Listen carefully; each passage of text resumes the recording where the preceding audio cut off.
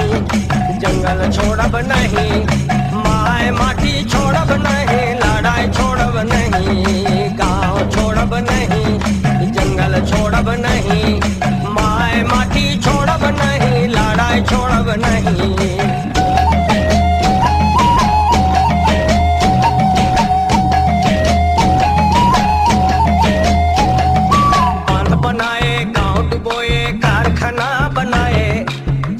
काटे खादान कोड़े सेंचुरी बनाए, बांध बनाए, गांव डुबोए, कारखाना बनाए, जंगल काटे खादान कोड़े सेंचुरी बनाए। जल जंगल जमीन छोड़ी हमीन कहाँ कहाँ जाए, विकास के भगवान बता हम कैसे जान बचाए, भाई हम कैसे जान बचाए।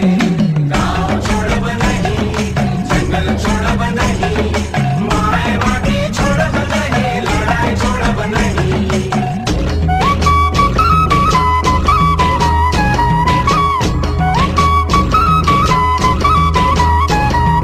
जमुना सूखी, नर्मदा सूखी, सूखी सुवर्ण रेखा, गंगा बनी गंदी नाली, कृष्णा काली रेखा।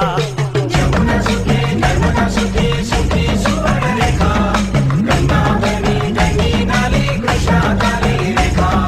तुम पियोगे पेप्सी कोला बिसलरी का पानी, हम कैसे अपना प्यास बुझाए पीकर कचरा पानी, हाँ भाई पीकर कचरा पानी।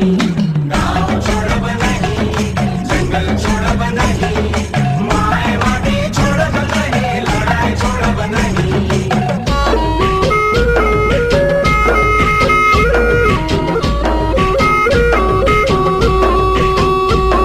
मूर्खे थे क्या मूर्ख जो वे जंगल को बचाए, धरती रखी हरी भरी नदी मधु बहाए। मूर्खे थे क्या मूर्ख जो वे जंगल को बचाए, धरती रखी हरी भरी नदी मधु बहाए। तेरी हवस में जल गई धरती, लुट गई हरियाली, मछली मर गई, पंछी उड़ गई, जाने किस दिशाएं, ओ भाई जाने किस दिशाएं। गाँव छोड़ब नहीं, जंगल छोड़ब नहीं, माय माटी छोड़ब नहीं, लड़ाई छोड़ब नहीं।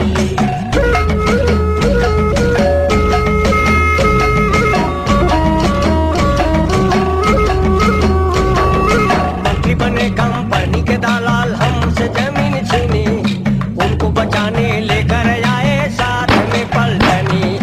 मंत्री बने कंपनी के दलाल, हमसे जमीन छीनी, उनको बचाने लेकर आए साथ में पलटनी। अफसर बने हैं राजा, ठेकेदार बने धनी, गांव हमारी बन गई है उनकी कॉलोनी, हाँ भाई उनकी कॉलोनी।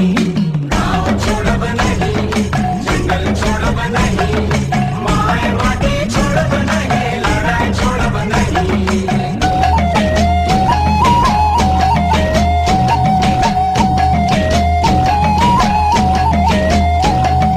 दिशा पुकारे एकजुट हो, छोड़ो ये खामोशी, मछुआरे आओ, दलित आओ, आओ आदिवासी।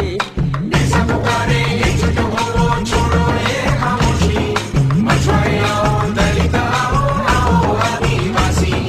खेत खलिहान से जागो, नगाड़ा बजाओ, लड़ाई छोड़ी चारा नहीं, सुनो देशवासी, हाँ भाई सुनो देशवासी।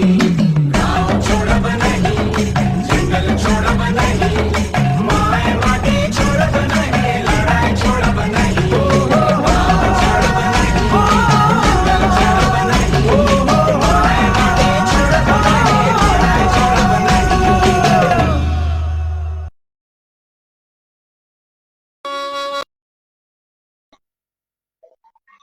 रुके ना जो, झुके ना जो, दबे ना जो, मिटे ना जो, हम वो इनकलाब हैं, जुल्म का जवाब हैं, हर शहीद हर गरीब का हमी तो ख्वाब है। नमस्कार दोस्तों, आज मध्य प्रदेश के AIDYO फेसबुक पेज पर हम एक महत्वपूर्ण विषय पर एक चर्चा यहां पर आयोजित कर रहे हैं। मैं तमाम नौजवान दोस्तों और तमाम संघर्षशील साथियों का क्रांतिकारी अभिवादन करता हूं, स्वागत करता हूं आज की चर्चा में।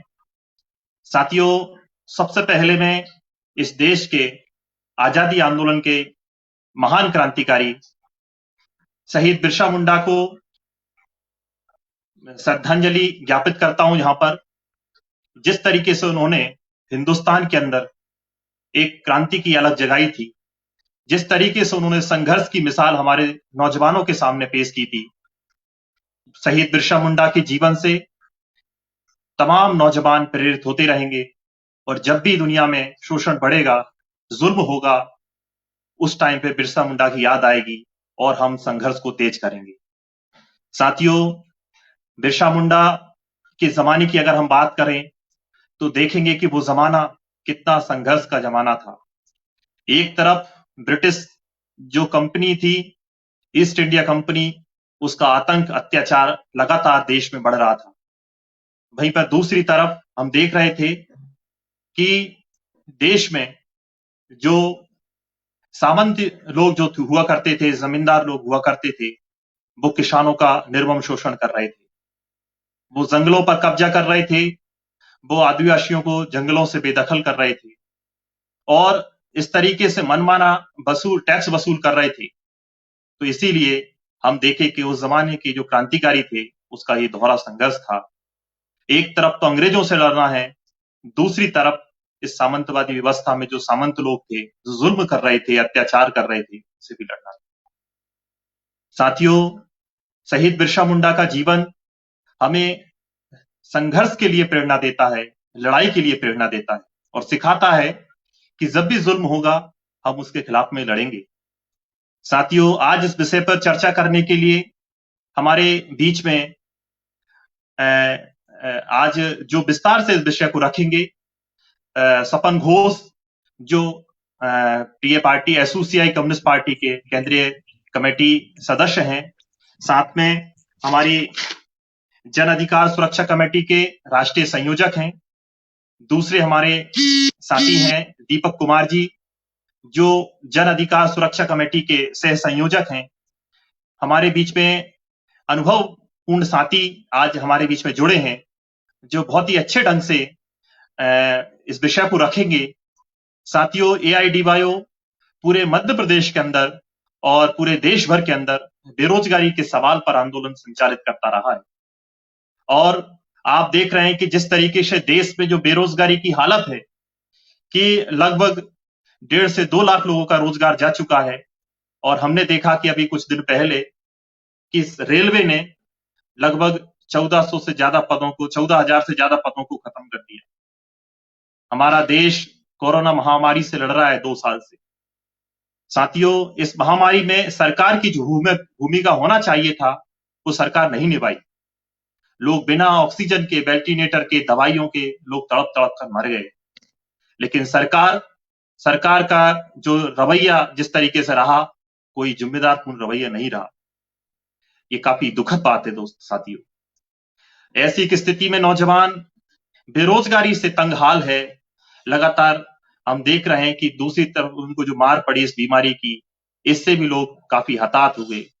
एआईडीवाईओ इन सभी समस्याओं को लेकर संघर्षशील है, साथ ही में शहीदों के विचारों को लेकर समाज के बीच में, देश के अंदर काम कर रहा है। साथियों, एआईडीवाईओ के अंदर शहीद मनीषियों का एक विचार यहाँ पर है और उस विचारों को लेकर एआईडीवाईओ काम कर रहा है। साथियों, हम बात कर रहे थे कि मध्य प्रदेश के अंदर भी हमारे जो आदिवासी क्षेत्र हैं, अगर हम बात करें तो इनकी स्थिति भी बहुत ही भयावह है।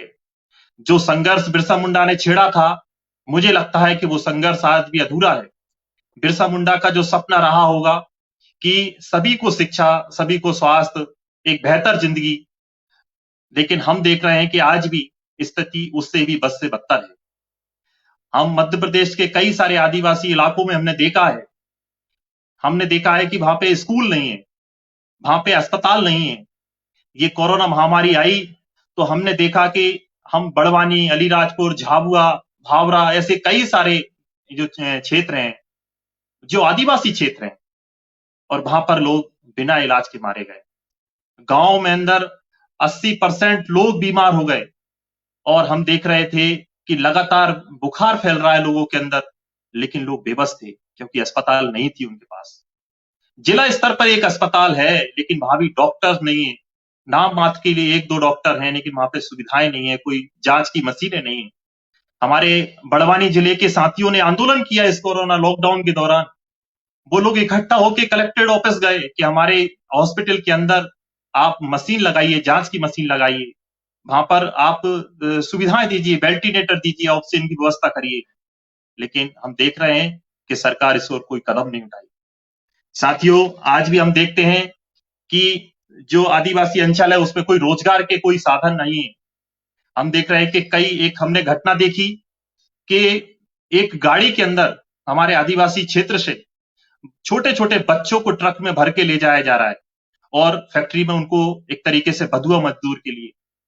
जब ये दृश्य सामने आया मीडिया के, इसका फोटो छपा कि छोटे छोटे मासूम बच्चे जिनको मतलब गुलाम बनाया जा रहा है, एक तरीके से दिहाड़ी करने के लिए ट्रक भर के ले जाया जा रहा है। जब एक सवाल खड़ा हुआ तब उनको छोड़ा गया। लेकिन हम जानते हैं कि हर बार तो ऐसा नहीं होता। कितनी सारी गांव में आज एक स्थिति ऐसी है। साथियों, आज रोजगार की हालत देखें इन गांवों में आज भी नहीं है। एक तरफ तो हम देख रहे हैं कि आज सरकार बहुत सारी घोषणाएं दिखावे करती है, लेकिन असलियत में स्थिति कुछ और भी है। साथियों, आप देखिए कि एक तरफ तो सरकार पर्यावरण का और ये सब नारे लगाती है, वहीं पर पूरे देश भर के अंदर जिस तरीके से आज हमले हो रहे हैं, जनजातियों पर हमले हो रहे हैं, जंगलों पर, जल जंगल जमीन सभी तरीके से संकट में है। मध्य प्रदेश के अंदर भी कई सारे जिलों में है। आप देखिए कि किस तरीके से 13 फरवरी 2019 में सुप्रीम कोर्ट का एक फैसला आया। एक एनजीओ ने रिट लगाई कि जो आदिवासी हैं वो जंगलों को क्या कर रहे हैं, वो बर्बाद कर रहे हैं। और कोर्ट ने फैसला दिया कि यहां से जो आदिवासी लगे हुए हैं, लगभग सरकारी आंकड़ों के हिसाब से 11 से 15 लाख आदिवासियों को वहां पे विस्थापित करने के लिए सुप्रीम कोर्ट ने फैसला दिया। आप सोचिए, और बोला गया कि जिनके पास डॉक्यूमेंट नहीं है उनको वहां से हटा दिया जाएगा। हम जानते हैं शहर में लोगों के पास डॉक्यूमेंट्स नहीं होते हैं, वो जंगलों में रहते हैं, बाढ़ आ जाती है अलग अलग तरीके से, तो जो डॉक्यूमेंट्स कहां से होंगे। एक इतनी बड़ी संख्या में लोगों को वहां से बेदखल किया जा रहा है, किस लिए कि ये आदिवासी जंगलों को खत्म कर रहे हैं। लेकिन असलियत कुछ और है दोस्तों। हम देख रहे हैं कि क्या सच में आदिवासी जंगलों को खत्म कर रहे हैं? क्या जनजातियां जो हैं, जो जंगलों पर निर्भर है, वो जंगलों को खत्म कर रही हैं?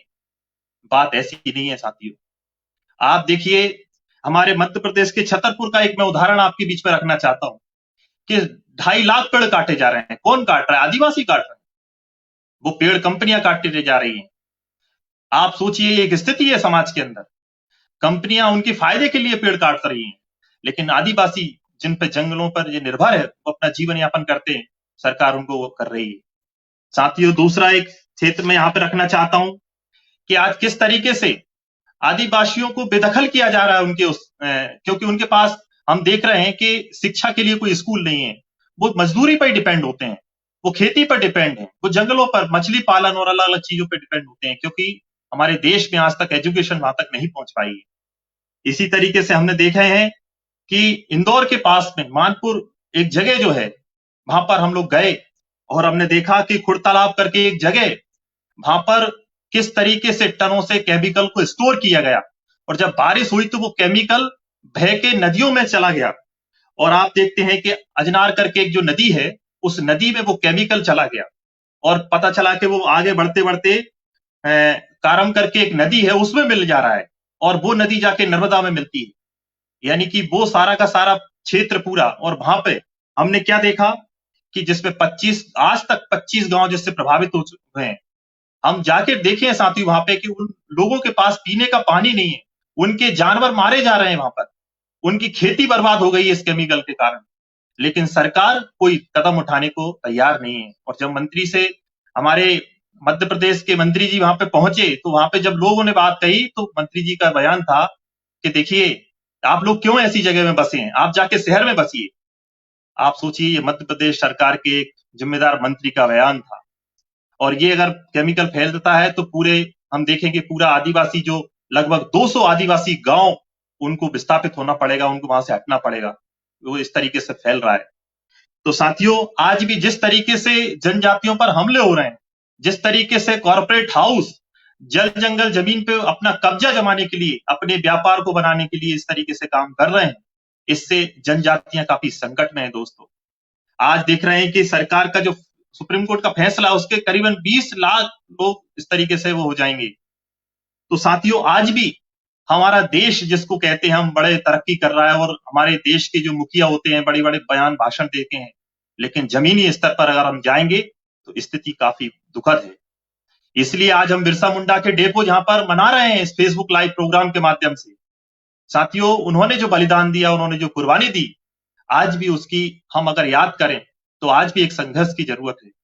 इसलिए साथियों, हम बिरसा मुंडा के इस बलिदान दिवस को याद करते हुए, उनको श्रद्धांजलि देते हुए आज का ये कार्यक्रम हम यहाँ पे उनको समर्पित कर रहे हैं, ताकि ये लड़ाई, ये आंदोलन, ये जनता से जुड़े हुए सवाल आम जनता के बीच में पहुंच सकें। एआईडीवाईओ पूरे देश भर के अंदर नौजवानों की समस्याओं को लेकर, तमाम लोगों की समस्याओं को लेकर आंदोलन गठित कर रहा है। साथियों, हमारे बीच में हमारे मेहमान साथी हैं दीपक कुमार जी। मैं उनसे रिक्वेस्ट करूंगा कि दीपक कुमार जी आज के इस शहादत, बिरसा मुंडा के शहादत दिवस पर अपनी बात रखें। दीपक कुमार जी।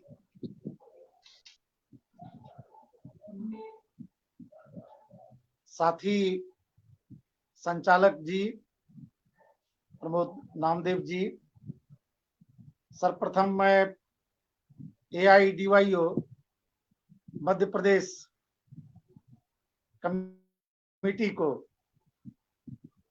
धन्यवाद देना चाहता हूं और साथ ही साथ उनका क्रांतिकारी अभिनंदन करना चाहता हूं कि आपने एक ऐतिहासिक जिम्मेवारी को अदा करते हुए एक महत्वपूर्ण कार्यक्रम का आयोजन किया और फेसबुक लाइव के माध्यम से असंख्य लोगों को सुनने का मौका आपने बनाया है।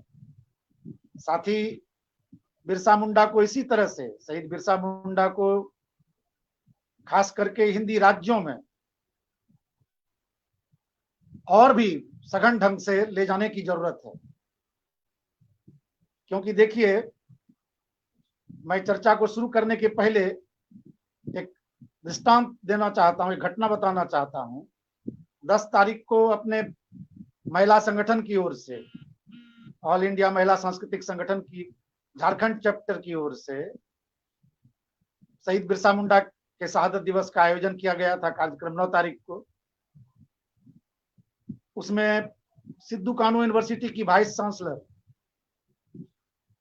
वो वक्ता थी, बहुत ही प्रखर वक्ता है। पहली बार सुनने का मौका मिला मुझे। वो जेएनयू से आई हैं और अपने स्टूडेंट लाइफ में तो बहुत ही तेज विद्यार्थी भी रही होंगी, अध्ययनशील भी काफी हैं और समाज का समझ भी अच्छा है।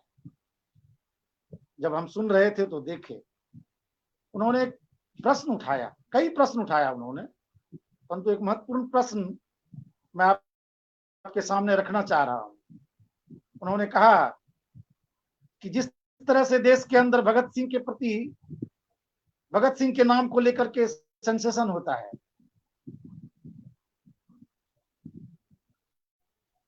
मतलब गैर आदिवासियों के ऊपर उनका एक तरह से चार्ज था, ऐसा क्या बिरसा मुंडा सिद्धू कानू को लेकर होता है? और बहुत सारी प्रश्न उठाया उन्होंने। देखिए, ये कितना गंभीर प्रश्न है। आजादी के इतने दिन बाद, 70 साल से ऊपर हो गए, ये देश अपने शहीदों का सम्मान नहीं करता, बात नहीं करता है, परंतु समाज की जो वास्तविक स्थिति है, समाज कहां है आज, देखिए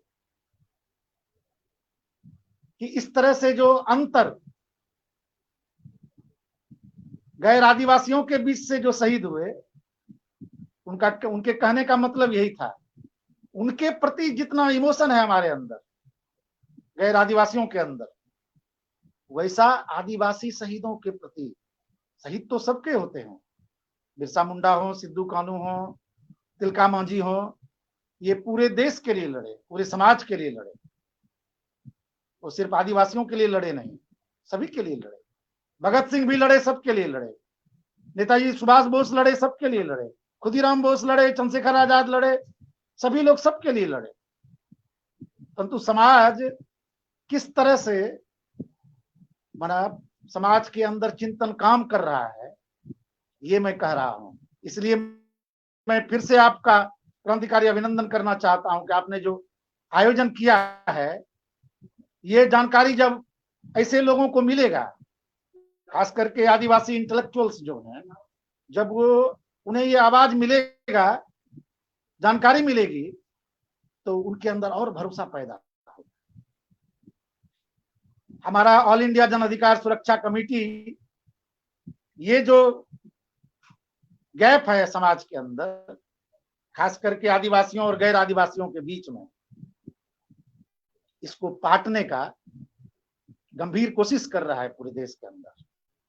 जहां तक अभी हम लोग पहुंच पाए हैं, अपनी आवाज को ले जा पाए हैं, रिस्पांस अच्छा मिल रहा है। पहले जब शुरू किए थे उस समय जो रिस्पांस था, आज धीरे धीरे बहुत अंतर आ रहा है। देखिएगा, आदिवासी समाज का आज भी बनावट ऐसा है कि आदिवासी लोग आसानी से गैर आदिवासियों से मिल नहीं पाते। इसमें इस प्रबुद्ध समाज का ही, हमारा जो समाज, पढ़ा लिखा समाज, उसकी भूमिका ज्यादा बड़ी है। उसकी जो नकारात्मक भूमिका है उनके प्रति, खास करके इस समाज के दलितों, शोषित पीड़ित लोगों, आदिवासियों, इनके प्रति जो हमारा सोच, हमारे चिंतन में, हमारे व्यवहार में जो बसा हुआ है, उसके चलते ये गैप है। इसे हमें इस तरह के आयोजनों के माध्यम से भरना होगा। साथियों, शहीद बिरसा मुंडा एक महान शहीद, जो आदिवासी आंदोलन के, अंग्रेजों के विरुद्ध लड़ाई के अंतिम नायक, उसके बाद कोई नायक के रूप में आजादी की लड़ाई में उभर कर नहीं आए। उसका भी बैकग्राउंड है, कारण है कई। परंतु बिरसा मुंडा और उल गुलाम जिस परिस्थिति में इस देश के अंदर निर्मित हुआ, उसके बैकग्राउंड में जब हम जाएंगे तो देखेंगे उसके पहले बहुत सारे विद्रोह हुए। तिलका मांझी का विद्रोह हुआ 1770 से लेकर 1779, 1770 से 1779। तिलका मांझी का जन्म हुआ था भागलपुर के आसपास, वो महेसी नाम का एक जगह, वहीं पर 1755 ईस्वी में। ये घटना है, जिन घटनाओं ने प्रेरित किया बिरसा मुंडा को इस तरह से लड़ाई को संगठित करने के लिए, और ताकत दिया, बहादुरी दिया बिरसा मुंडा को, तो वो तिलका मांझी एकदम एक अनपढ़ नौजवान। बिरसा मुंडा तो कुछ पढ़े हुए भी थे, मिशनरी स्कूल में पढ़े थे, वो तो सीख भी लिए थे कि कैसे हैजा से बचा जा सकता है और अन्य बीमारियों से भी बचा जा सकता है, कैसे स्वस्थ रहा जा सकता है। इसका भी संदेश लोगों को दिया उन्होंने। और भी आदिवासी समाज के अंदर जो पिछड़ापन था, इसको दूर करने का भी प्रयास किया उन्होंने। वो सिर्फ अंग्रेजों से लड़ाई ही नहीं लड़े, सिर्फ महाजनों से लड़ाई ही नहीं लड़े, जमींदारों से लड़ाई ही नहीं लड़े, बल्कि समाज के अंदर आदिवासी समाज को आगे बढ़ाने के लिए, ऊंचा उठाने के लिए, उसको ज्ञानवान बनाने के लिए, उसको सभ्य समाज का नागरिक बनाने के लिए उन्होंने अथक प्रयास किया। उम्र तो बहुत छोटा था, 1875 में जन्म हुआ, वर्तमान झारखंड के खूंटी के चालकाड में, और 1900 में वो शहीद हो गए रांची के जेल में। मात्र 25 साल का जीवन, और वो जीवन बहुत ही अनुकरणीय, बहुत ताकतवर। तो मैं जो चर्चा कर रहा था कि ये जीवन तैयार हुआ किन किन लड़ाइयों से, आंदोलनों से प्रेरित होकर के। उसमें सबसे पहला नाम आता है तिलका मांझी का। वो भागलपुर क्षेत्र के बहुत ही अनपढ़ नौजवान, शायद अक्षर ज्ञान भी नहीं था, परंतु देखिए, गरीब घर के अंदर जन्म लेकर, एक आदिवासी परिवार के अंदर जन्म लेकर के एक नौजवान उस समय जो ईस्ट इंडिया कंपनी का शोषण, जुर्म और अत्याचार था, महाजनों का जो शोषण, जुर्म, अत्याचार था, जमींदारों का जो शोषण, जुर्म, अत्याचार था, उसके लिए खुली लड़ाई छेड़ा। वहां भागलपुर के अंदर एक बहुत अत्याचारी कलेक्टर था, उसका नाम था अगस्टस क्लीवलैंड। उसके ही फरमान से आदिवासियों से भी टैक्स वसूलना शुरू हुआ था, और टैक्स वो बहुत बेरहमी से वसूल करवाता। तो तिलका मांझी ने सोचा, उस समय जो लोगों की समझ, कि क्यों नहीं इसको मार दिया जाए, इसको मार देंगे तो ये रुक जाएगा, ये काम रुक जाएगा, अंग्रेज डर जाएंगे और वो रोक देंगे इसको। इसलिए वो प्लानिंग करके, पहले तो घूम घूम करके, वो भागलपुर शहर में आकर के, वो कलेक्टर कहां कहां घूमता है, क्या करता है, इसको घूम घूम करके देखा। भागलपुर में जो यूनिवर्सिटी है, वो उस यूनिवर्सिटी में एक टिल्ला कोठी जगह है नाम, उस टिल्ला कोठी के पास वो क्लीवलैंड प्रतिदिन घूमने आता था, सुबह सुबह। तो तिलका मांझी ने सोचा कि यही सबसे निरापद जगह है, क्योंकि वो शहर से किनारे में था। कलेक्टर का जहां निवास था, वहां से कम 3 किलोमीटर दूर ये यूनिवर्सिटी का एरिया था। यहां तक वो घूमने आता था, उसके साथ घुड़सवार साथ में रहते थे। तिलका मांझी ने यही तय करके कि यही इसको मारना है, वो टिल्ला कोठी के पास एक पेड़ था, उसमें ही एक दिन पहले से शाम को चढ़ करके बैठ गए तीर बिजर लेकर के। कुछ लोगों का कहना है कि तीर बिजर से मारा, कुछ लोगों का कहना है कि गुलेल से मारा, परंतु ज्यादा लोगों का कहना है कि तीर बिजर से ही मारा, क्योंकि वहीं उसकी मृत्यु भी हो गई। गुलेल से शायद इतना आसानी से मृत्यु नहीं होता। वो शाम को ही उस पेड़ पर चढ़ करके बैठ गए, और अगला दिन जैसे ही अगस्टस क्लीवलैंड आया लौट करके, सुबह घूमने के लिए आया वहां, तो पेड़ पर से उन्होंने निशाना लगा के तीर से उसकी हत्या कर दी। जो उनके साथ घुड़सवार सैनिक थे, तिलका मांझी को पकड़ लिया और घोड़ा से बांध कर घसीटते हुए, खींचते हुए ले जाकर के भागलपुर शहर में एक मोहल्ला है, बहुत महत्वपूर्ण मोहल्ला है, उसका नाम है तिलका मांझी। आज तिलका मांझी के नाम से ही उस मोहल्ला का नामकरण कर दिया गया। वहीं पर एक पेड़, बरगद का पेड़ है, लोग कहते हैं कि आज भी वो पेड़ है। हो सकता है इसीलिए कि बरगद पेड़ बहुत लंबा लंबा दिन तक रहता है, हमने ऐसा सुना है और देखा भी है कि वो बरगद पेड़ है वहां पर, क्योंकि उस यूनिवर्सिटी में ही पढ़ने का मौका मिला है। उस जगह को भी देखा, टिल्ला कोठी वाला भी, और उस बरगद के पेड़ को भी देखा। वही बरगद के पेड़ में टांग करके और तिलका मांझी को फांसी दे दी गई अंग्रेजों द्वारा।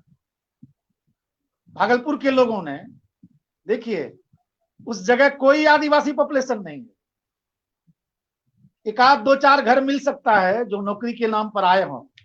उस आसपास में भी, भागलपुर के आसपास में भी, आसपास मतलब 10 किलोमीटर के दायरे में भी कोई आदिवासी पॉपुलेशन नहीं, परंतु गैर आदिवासियों ने बहुत शानदार मूर्ति बनाया है, और लोग सिर्फ मूर्ति ही बनाए हैं बात नहीं, उसका रख रखाव भी कर रहे हैं। उसके बाद देखिए, चुआड़ विद्रोह हुआ बांकुड़ा और मिदनापुर में, फिर हो विद्रोह हुआ, छोटा नागपुर का हो विद्रोह है 1820-21 में। 1799 से लेकर 1800 तक ये चुआड़ विद्रोह हुआ था बांकुड़ा और मिदनापुर में। उसके बाद 1831 में मिंटा मुंडा विद्रोह रांची के आसपास हुआ। फिर 1832 में भूमि विद्रोह हुआ। फिर उसके बाद 1855 में ऐतिहासिक हूल विद्रोह हुआ सिद्धू कानू के नेतृत्व में। यह भी एक ऐतिहासिक घटना है। जिस तरह से उल गुलाम का महत्व है, उससे कम महत्व इस हूल विद्रोह का भी नहीं है। पूरे आदिवासी समाज के अंदर, पूरे देश के अंदर बिरसा मुंडा, सिद्धू कानू और तिलका मांझी, ये चारों आदिवासियों का अंग्रेजों के विरुद्ध लड़ाई के हीरो माने जाते हैं। ये लोग आदिवासी समाज के आदर्श हैं,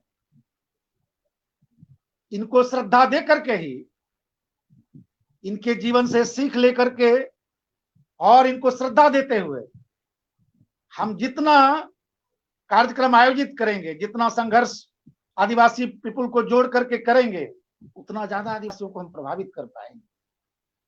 देखिए, ये 1875 जिस घटना ने, जिस समस्या ने, जिस शोषण दोहन ने तिलका मांझी को तैयार किया, वही और भी भयानक रूप में ये संथाल क्षेत्र में, संथाल क्षेत्र अभी जाना जाता है,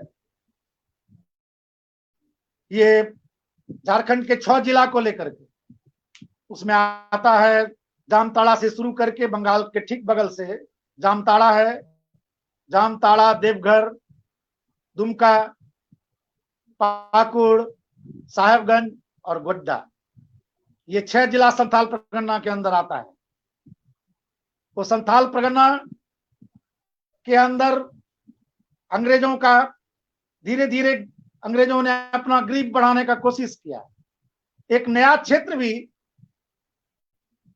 उसने अपना टैक्स वसूलने के लिए डिक्लेयर कर दिया। एक तरफ अंग्रेजों का दमन बढ़ता जा रहा था, जमींदारों का दमन बढ़ता जा रहा था, महाजनों का दमन बढ़ता जा रहा था, उसके विरोध में आदिवासियों के अंदर भी आक्रोश बढ़ता जा रहा था। आक्रोश इस कदर था कि देखिए, उस समय सिद्धू कानू के नेतृत्व में एक लंबे समय तक चारों तरफ प्रचार प्रसार करके ये जो 1855 में दोनों भाई के नेतृत्व में ये कार्यक्रम लिया गया कि हम एक बड़ी संख्या में कलकत्ता जा करके अंग्रेज के गवर्नर को अपना फरियाद करेंगे, अपनी समस्याओं को बताएंगे। परंतु शोषण दोहन का आलम इस तरह से था, अंग्रेज के पुलिस, महाजन और जमींदार, ये सब तरह का शोषण, खेती हुआ नहीं, सारा अनाज लूट लिया उसका कर्ज के नाम पर।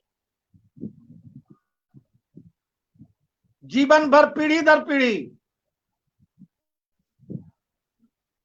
मेहनत कर करके मर गए, परंतु कर्ज खत्म नहीं हुआ महाजनों का। उसमें से ही एक नामी इतिहास में जिसका नाम दर्ज है वो केनाराम महाजन के रूप में, और एक महेश दरोगा था। ये सारे लोग चारों तरफ से, माना उड़ीसा, बंगाल और बिहार, उस समय तो बिहार ही था, बिहार मतलब ये सभी तो एक प्रांत ही कहलाता था। वर्तमान में अभी बंगाल, बिहार, झारखंड और उड़ीसा के मयूरभंज तक के लोग 30 से 50 हजार की संख्या में इस लड़ाई में शामिल थे, और वो लोग जमा हो रहे थे, कलकत्ता जाना है। उसी समय जानकारी मिली कि आज फिर से वो अत्याचारी दरोगा महेश और केनाराम कुछ आदिवासियों को पकड़ करके ले जा रहे हैं, गरबू मांझी को ले जा रहे हैं। भीड़ तुरंत पहुंच गया जिस रास्ते से उन लोगों को जाना था,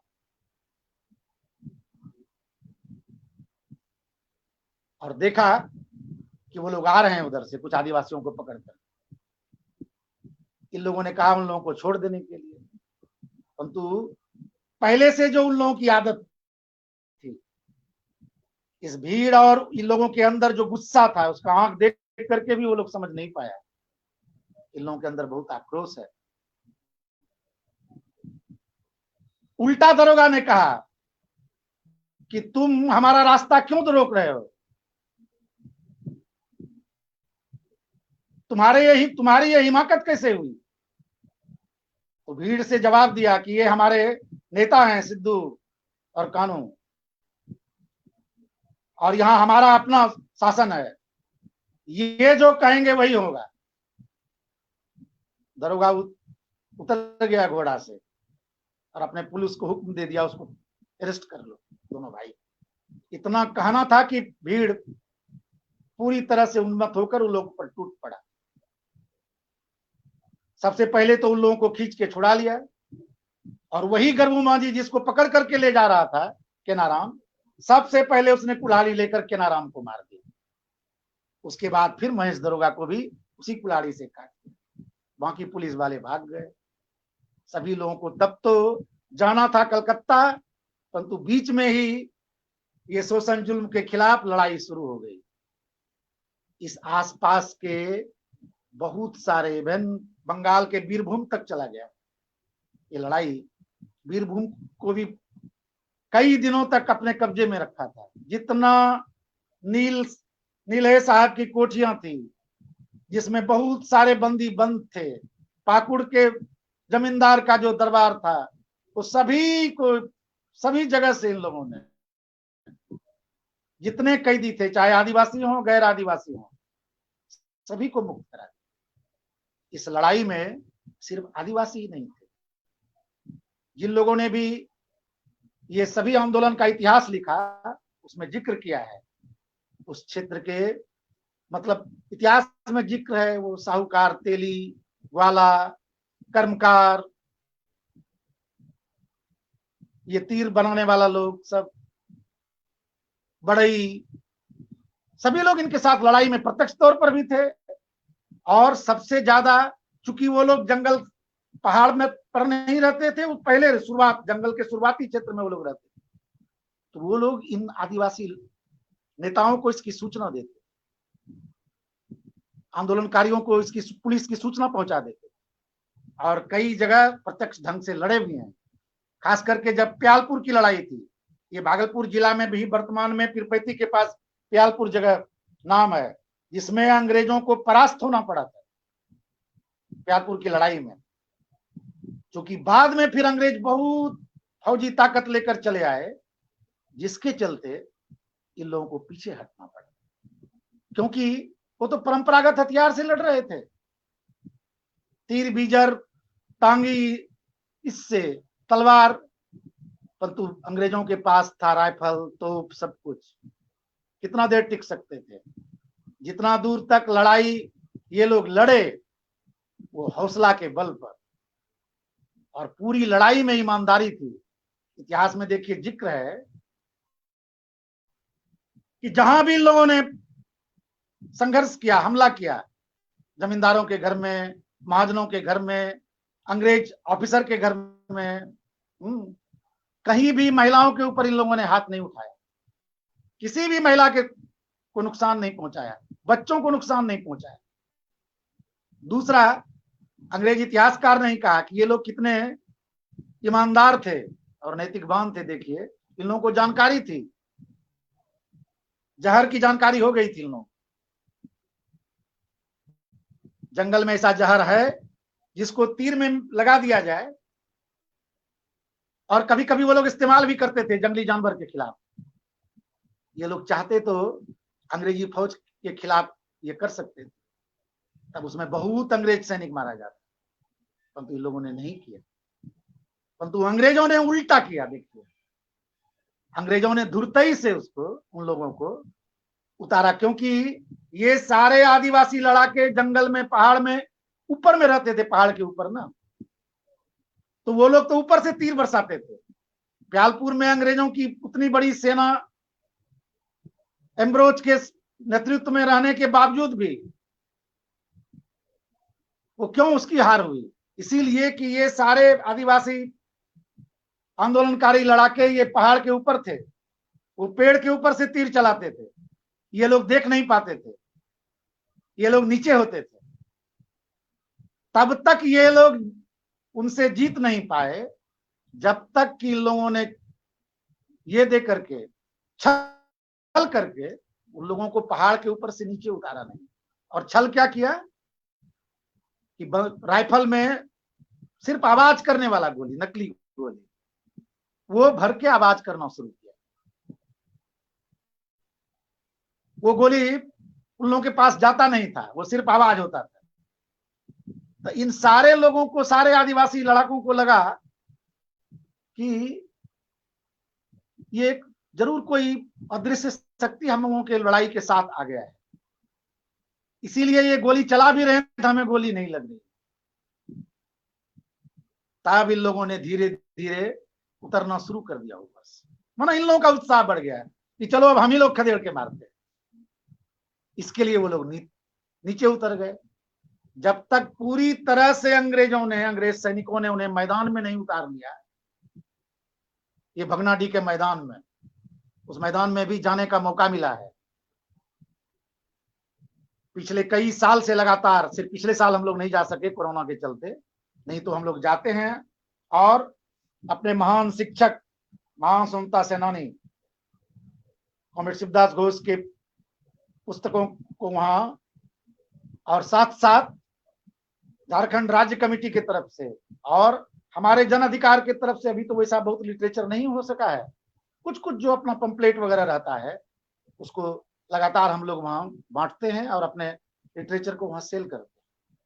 वहां भगनाडी में 5-6 राज्य से हर साल लोग जुटते हैं, करीब करीब लाखों की संख्या में जुटते हैं। तो देखिए धीरे धीरे उस मैदान में उतार लिया, विशाल मैदान है।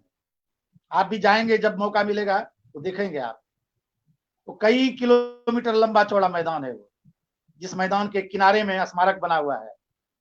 सिद्धू कानू 4 भाई और 2 बहन, सिद्धू कानू चांद भैरव और फूलो झानो, एक ही माँ पिता ने अपने 6 संतान को इस लड़ाई में झोंक दिया। और सिर्फ वो अंग्रेजों से लड़ते हुए मारे गए ही नहीं, बल्कि उसके पहले बहुत लंबे दिनों से वो तैयारी कर रहे थे इस आंदोलन को संगठित करने में। साल का पत्ता जगह जगह पहुंचा रहे थे, जगह जगह संगठित कर रहे थे। पिता उनके प्रज्ञायित थे, पिता ने इस सभी भाई बहन को प्रेरित करने का काम किया। जब मैदान में सारे आ गए सिद्धू कानू के नेतृत्व में लड़ने के लिए अंग्रेजों से, इधर तो राइफल और तोप था, तब इन लोगों ने एक बारगी अंधाधुंध गोली फायरिंग करना शुरू कर दिया, जिसके परिणाम स्वरूप कहीं इतिहास में 30,000 कहा जाता है, कहीं 50,000 तक कहा जाता है।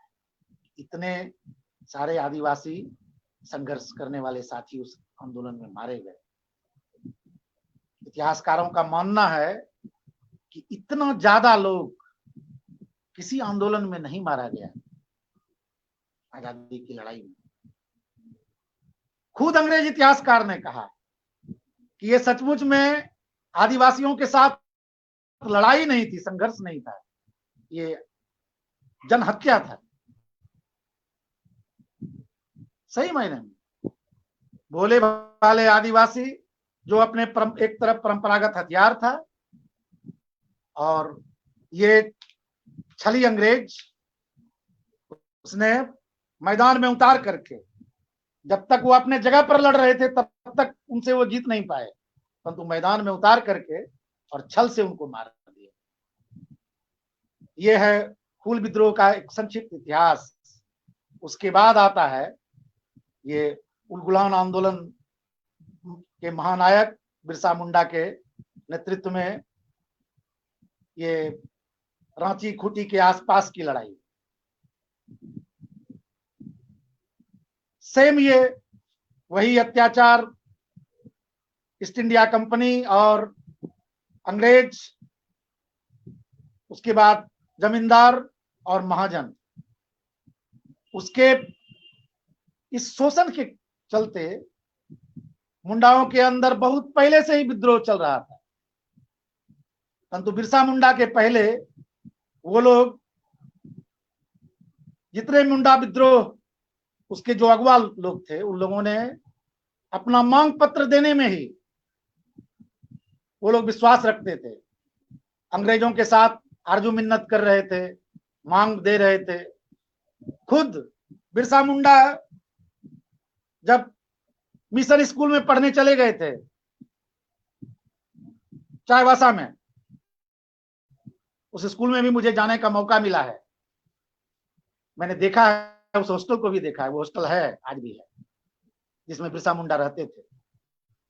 वहां के स्टाफ से बातचीत करने से भी लोग सब जानते हैं, परंतु चूंकि उसको लेकर के वहां कोई वैसी ये नहीं है जानकारी के लिए, जैसे कोई ये रहता है म्यूजियम रहता है उस संदर्भ में जानकारी देने के लिए, तो स्टाफ लोग भी जानते, बच्चे भी जानते, परंतु ऐसी कोई व्यवस्था नहीं है। सुनी सुनाई एक लोक कथा के तौर पर इतना ही भर लोग जानते हैं।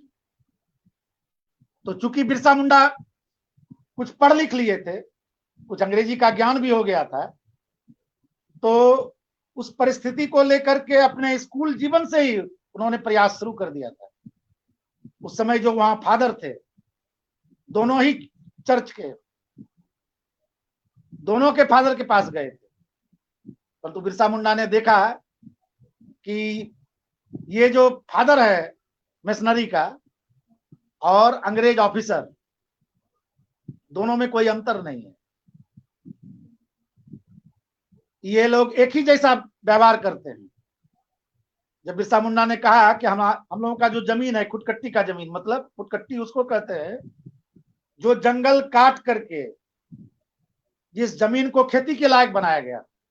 बिरसा मुंडा ने वो मिशन के फादर से कहा कि ये जमीन तो हम लोगों ने तैयार किया है और महाजनों ने इसको कब्जा कर लिया, और अंग्रेज कहते हैं इसके बदले में लगान देने के लिए, टैक्स देने के लिए कर रहे हैं, और जंगल में प्रवेश पर रोक लगा दिया है। जंगल तो हम लोगों का पुश्तैनी चीज है, उस पर ही हमारा पूरा जीवन आधारित है। अगर हम वहां नहीं जाएंगे तो फिर हम लोग जिएंगे कैसे। एक फादर ने कहा कि खुटकट्टी, मैंने व्यंग किया कि खुटकट्टी कौन सा गांव है, जो ये तो हम लोग नहीं जानते हैं। जब कोई गांव ही नहीं, तुम लोग कैसे लोगे उसको। दूसरे फादर ने, उससे जो बड़े दूसरे चर्च के फादर थे, उन्होंने कहा कि हाँ, हम लोग तो कुछ नहीं कर सकते हैं, हमारी बात सरकार नहीं मानेगी, तुम लोग लड़ोगे तो तुम लोग कुछ पाओगे। फिर उस फादर ने उधर अंग्रेज प्रशासन को खबर भी दे दी, 40 लोग पकड़ भी लिए गए, 2 साल के लिए बाद में सजा भी हुई। देखिए कितना गरीबी का जीवन था बिरसा मुंडा का,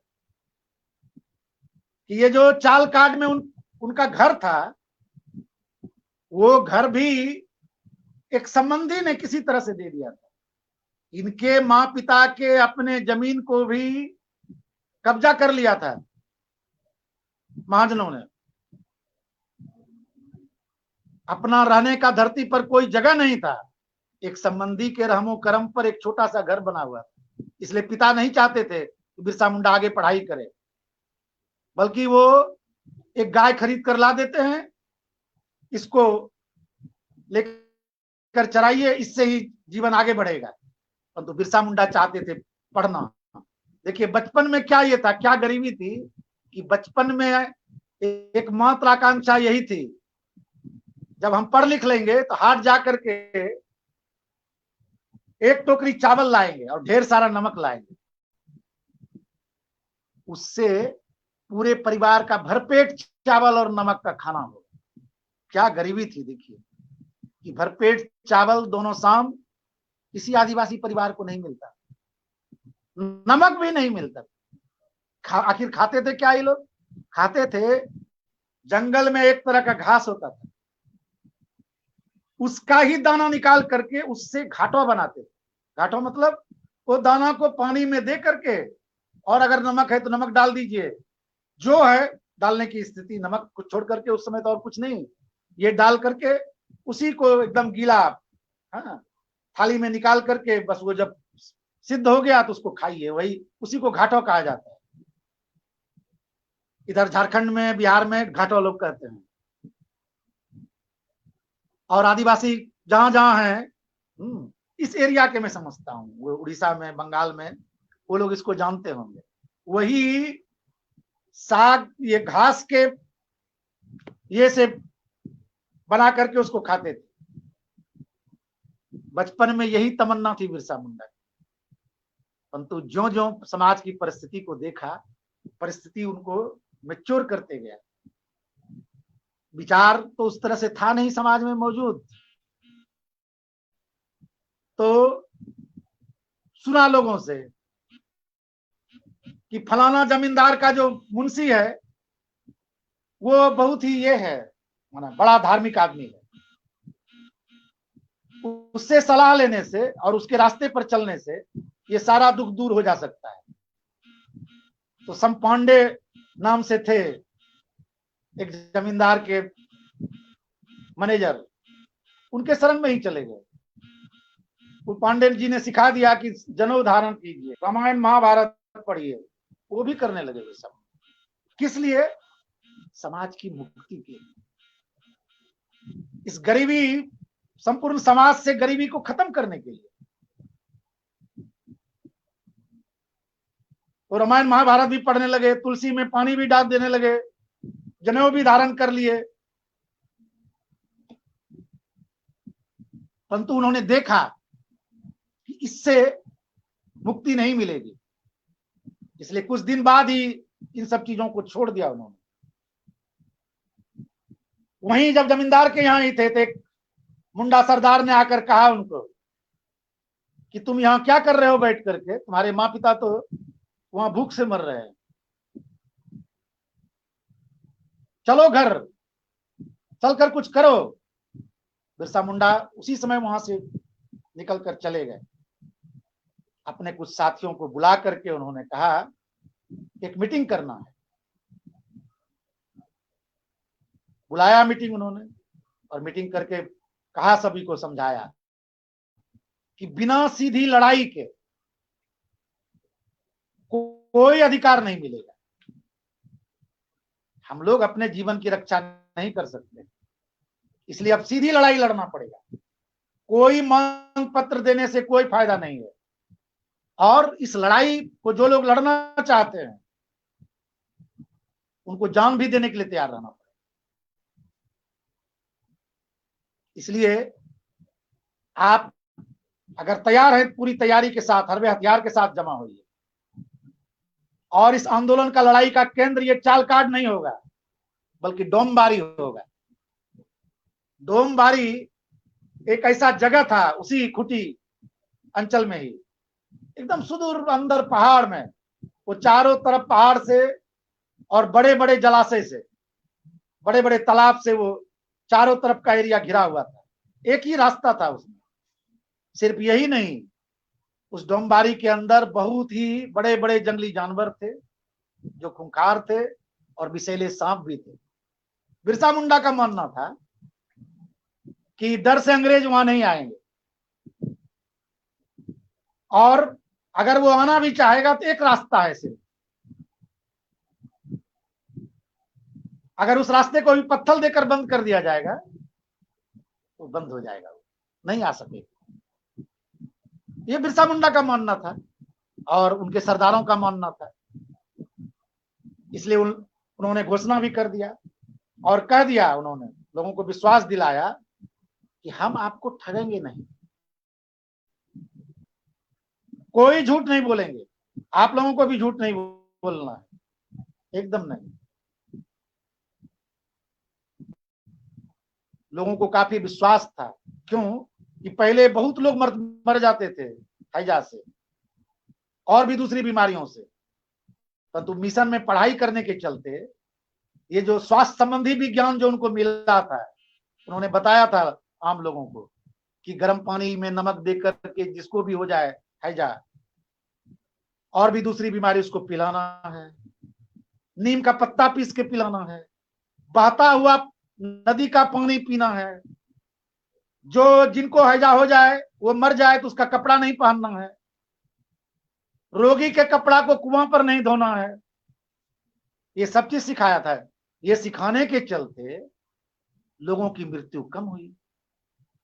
तो लोगों को लगा कि ये जरूर ही एक खास तरह का अवतार है। इसलिए लोग, देखिए, लोग अभी भी कहते हैं बिरसा भगवान। दूसरा नाम उनका है धरती आबा, माना धरती के उद्धार करता हुआ, इस रूप में लोग देखते थे। इसलिए बिरसा मुंडा पर बहुत विश्वास करते थे। जब बिरसा मुंडा ने खुलेआम कह दिया कि जिनको अपने जान का परवाह है, मृत्यु का भय है, वो तब वो नहीं आए वहां, क्योंकि लड़ाई में जो भी शामिल होंगे वो मारे जाएंगे। और उन्होंने बताया कि पहले हम लोग हमला करेंगे, अब इन अंग्रेज अधिकारियों को डराएंगे। इसीलिए 1899 के 24 दिसंबर को, बड़ा दिन के ठीक एक दिन पहले, तीर का बौछार कर दिया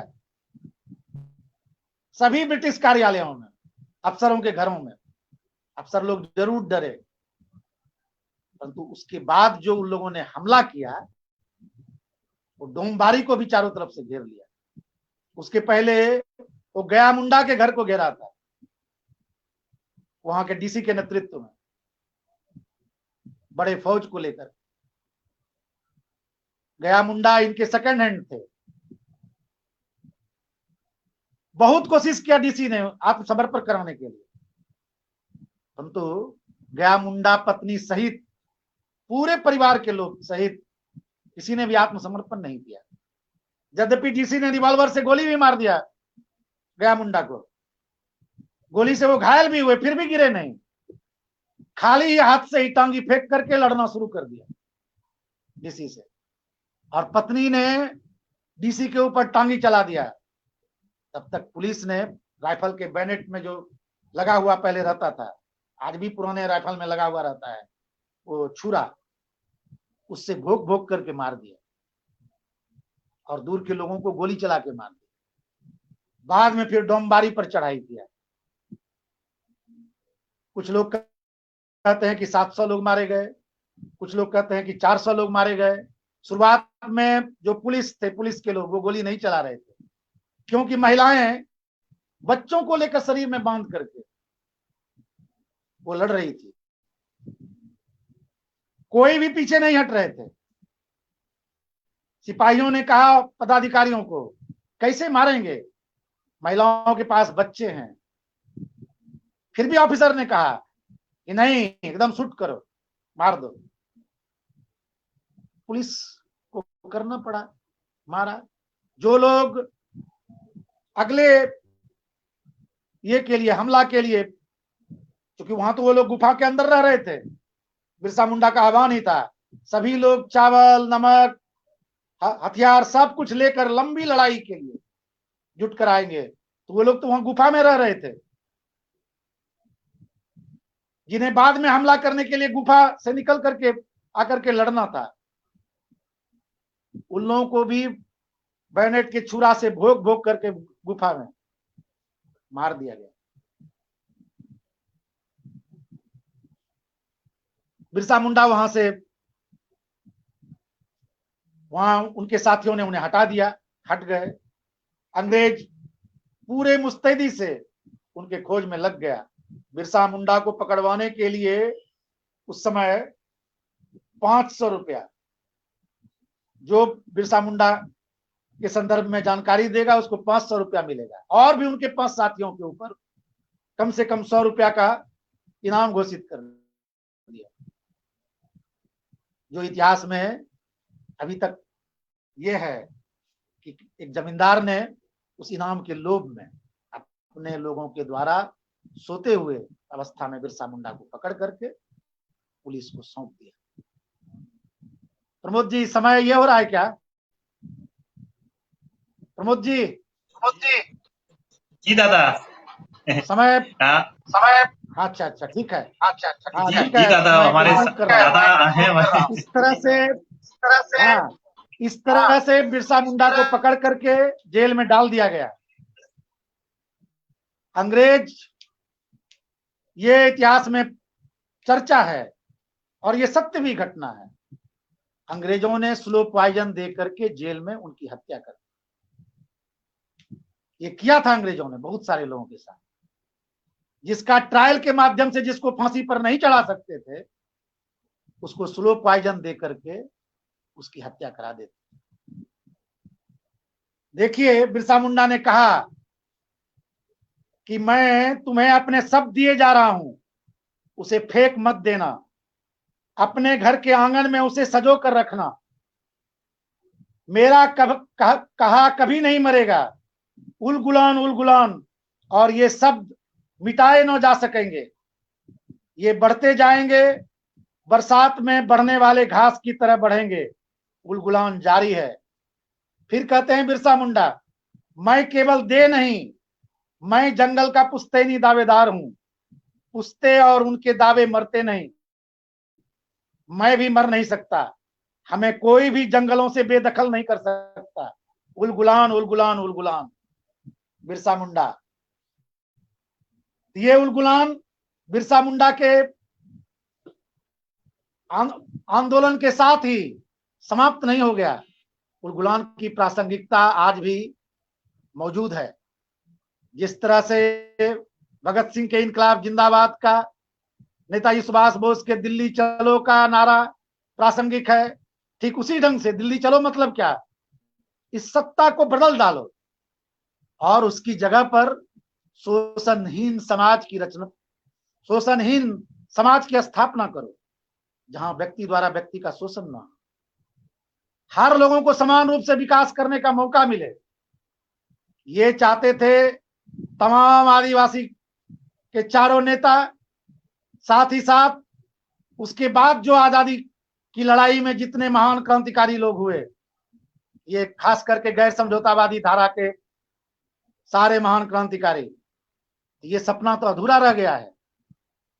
इसीलिए आज जो नौजवान चाहते हैं, इन महान शहीदों को प्यार करते हैं, उनके संघर्षों को प्रेम करते हैं, श्रद्धा करते हैं, उनको इनके सपनों के समाज को बनाने के संघर्ष में आगे आना पड़ेगा। तभी होगी आज के इस कार्यक्रम की और इस तरह के कार्यक्रम की के आयोजन की प्रासंगिकता। और इस तरह का आयोजन बार बार होना चाहिए, फिर बिरसा मुंडा के जन्म के मौके पर भी होना चाहिए। इसके पहले हूल दिवस का कार्यक्रम आ रहा है 30 जून, उस मौके पर होना चाहिए। बिरसा, ये तिलका मांझी का जन्मदिन है 11 फरवरी, उस मौके पर होना चाहिए, ताकि देखिए बिरसा मुंडा के शहादत के बाद फिर आदिवासी कोई आजादी की लड़ाई में नहीं शामिल हो सके। नेताजी सुभाष बोस ने कोशिश भी किया था, 2 बार वो रांची आए थे। उनके एक नेता थे राम जयपाल सिंह मुंडा, उसको आग्रह भी किया था, परंतु वो उस समय राम जयपाल सिंह मुंडा ये ईसाई मिशनरी के बहकावे में आकर के वो अलग राज्य का दावा कर रहे थे 1932 से। जबकि देखिए, अगर प्रजा का जिस धर्म, राजा जिस धर्म का हो, प्रजा भी उसी धर्म का हो, कभी लड़ाई हो सकती है क्या? उससे मुक्ति हो सकती है? परंतु कुछ आदिवासी बिरसा मुंडा के बाद बरगलाए गए अंग्रेजों द्वारा और इस देश के माना दलालों द्वारा भी। ये जो महाजन दलाल, जिन दलालों ने बहुत सारे आदिवासियों को बरगला करके वो चाय बागान में ले गए और रेलवे लाइन को भी तैयार करने के लिए ले गए। मित्रों, ये संघर्ष बहुत लंबा है और बहुत ही प्रासंगिक है। इससे सीख लेते हुए हमें दोनों ही शक्ति को आज जोड़ने का प्रयास करना पड़ेगा। इसलिए जो संगठन भी इस तरह का आयोजन करते हैं, उसको इस तरह के आयोजन के साथ साथ इस दिशा में प्रयास को तेज करना पड़ेगा और ताकतवर बनाना पड़ेगा। इसी अपील के साथ मैं अपनी बात को समाप्त करता हूं।